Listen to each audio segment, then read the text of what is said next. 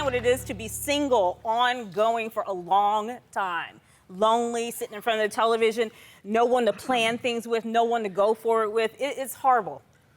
Yeah, but what's worse is if you marry some guy that is a loser, and I haven't met this guy, so I'm not saying he is, but I'm saying you're saying that you're settling.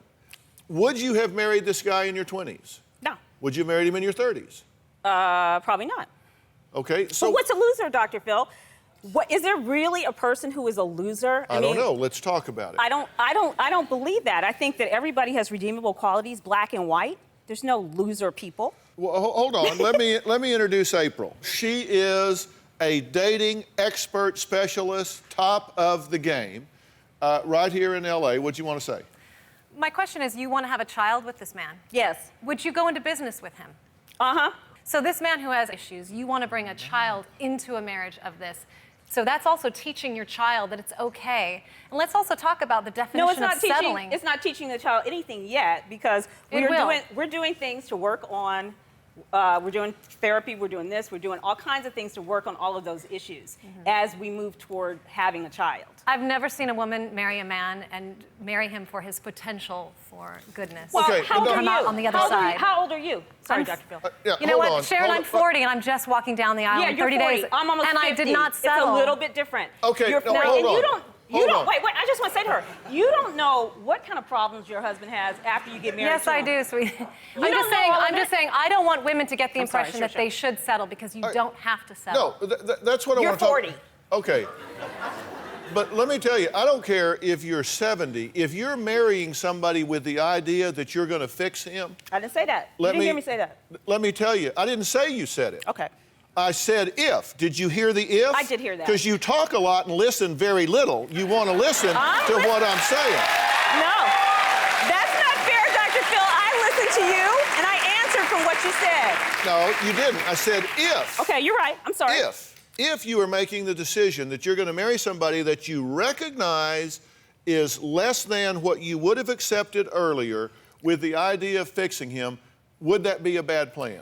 That would be a bad plan if that was what you were doing. I never said that. So does this guy that you are getting ready to hook up with need fixing? We all need fixing, Dr. Phil. Is he an alcoholic?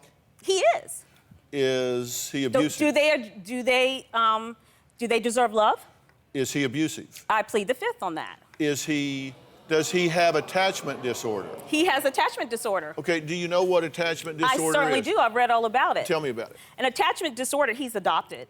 And so an attachment disorder is where he did not bond properly to the primary caregiver. What I am concerned about is that you are going to be in over your head from the get-go.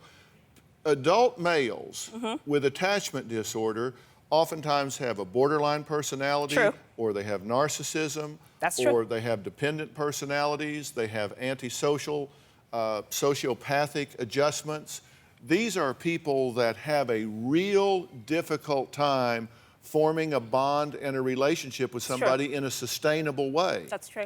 And take it from a professional, this is not for amateurs. This isn't something that you can love him out of. It's not something where you can say, okay, you get 3 DUIs and you don't get to go out anymore.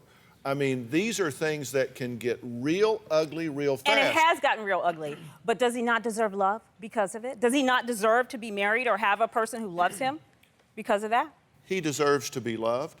He deserves to be treated with dignity and respect. He deserves to have the kind of care and therapeutic intervention that would give him a chance to get traction in his life. He deserves to be forgiven for all of the horrible things that he's done in his life.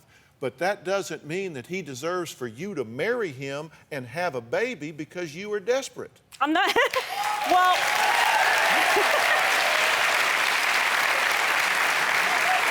Well, it's not just because I'm desperate. I love him, I care for him. We are moving forward together. It's not just because I'm desperate and I picked him.